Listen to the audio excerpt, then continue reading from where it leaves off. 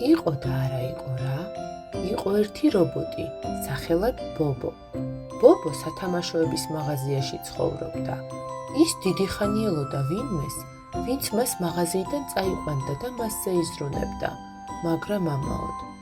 მოდიოდნენ ადამიანები, ათვალიერებდნენ სათამაშოებს, მაგრამ რატომღაც ბობოს ყურადღებას არავინ აქცევდა. ბობო იჯდა მარტო, მოწყენილი და ასე გადიოდა მისი დღეები. ბობომ ბევრი იფიქრა და ერთ დღესაც მაღაზიიდან გაპარვა გადაწყვიტა. მოსაღამოვდა თუ არა, მან ის კუპა თაროდან და შეუმჩნევლად გაიპარა. მისი იქ არ ყოფნა დიდად არავის შეუმჩნევია. ბობო დაადგა გზას. გზაში გაუწვიმდა და ძალიან დაიღალა. ის მიადგა ერთ ტყეს, დაინახა მაღალი ხე, დასასვენებლად ჩამოჯდა და ჩაეძინა. არაფერი ხდება შემთხვევით, ეს ხომ იცით?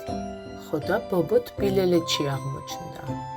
ეს ხე კი, რომლის ძირასაც მას ეძინა, თბილელეთელების სიცოცხლის ხე იყო. სიცოცხლის ხე წელიწადში ერთხელ აღდგომის დღესასწაულზე გაბწყინდებოდა ხოლმე და საოცარი სინათლით ავსებდა ტყე-ქალაქს. თბილელეთში სააღდგომო ფუსფუსი იყო. კვერცხების შეღება და პასკის ცხობა უკვე დაეწყოთ თბილელეთელებს. ჰაერში პასკის საოცარი სურნელი ტრიალებდა. აღდგომის დღესასწაული ყველას განსაკუთრებულად უყვარდა. მათ ასეთი წესი ჰქონდათ. ყოველ წელს ყველა თბილელეთელი თავის წილს შეღებულ კვერცხს ჩადებდა ერთ კალათში. როცა კალათი შეივსებოდა, შემდეგ კვერცხები ერთ-ერთ თბილელეთელს მიჰქონდა და დებდა სიცოცხლის ხესთან. წელს კვერცხების შეგროვების ბედნიერება ბაჭოს ხვდა წილად. ბაჭო თითქმის ასრულებდა კვერცხების მოგროვებას, როცა თავისი მეგობარი ბელო დაინახა, რომელიც ეზოში იჯდა და ტიროდა. ბელო, რათა გემართა? კითხა ბაჭომ. ჩემი კვერცხი დამეკარგა, ბაჭო. მაღაზიიდან მოვდიოდი, ჩქარობდი, სახლში მივრბოდი. ერთი სული მქონდა, როდის შევღებავდი. ვერსად ვიპოვე, ძალიან ნერვიულობ. უთხრა ბელო. დამშვიდდი, ბელო, წამოდი, კუდას დავუძახოთ და ერთად მოვძებნოთ შენი კვერცხი. ხომ იცი, ძალა ერთობაშია. ბელომ, ბაჭომ და კუდამ დიდი ხნის ძებნის შემდეგ კვერცხი ერთი ბუჩქის ძირას იპოვეს. აი თურმე სათყოფილა შენი კვერცხი, კიდევ კარგი არ გატყდა, ბელო. ეტყობა სირბილის დროს ჩანთიდან ამოგივარდა და უბრალოდ ბუჩქი ეფარებოდა, შენ კი ვერ დაინახე. უთხრა ბაჭომ. მადლობა, მეგობრებო.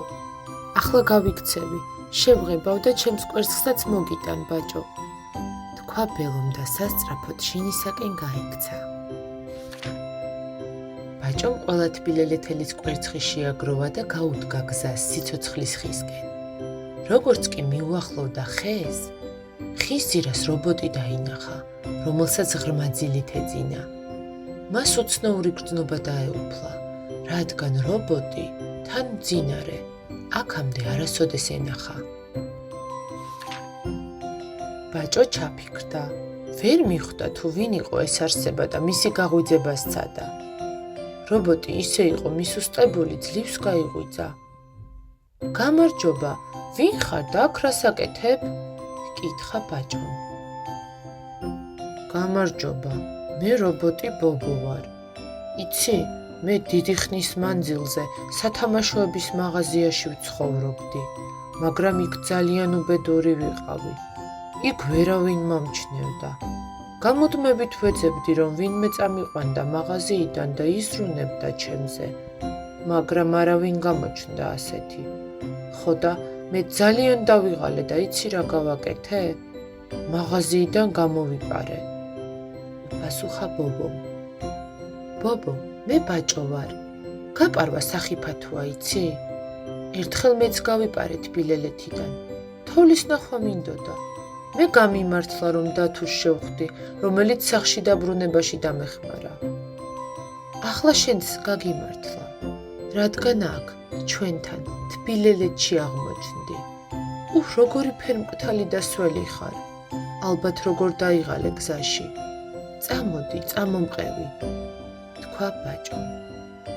ბაჭომ კვერცხებით სავსე კალათი ხის ძირას დადო და ბობოსთან ერთად გაუყვა გზას. სად მივდივართ? იკითხა ბობომ. სად და იქ, სადაც იზრუნებენ შენზე. ღიმილით უპასუხა ბაჭომ. დასუსტებული ბობო ბაჭომ ექიმთან მიიყვანა. ექიმმა გასინჯა ის და თქვა: ბობოს გული ძალიან სუსტად ფეთქავს. ეს იმის ბრალია, რომ აქამდე მასზე არავის უზრუნია და მეგობარი არ ჰყოლია.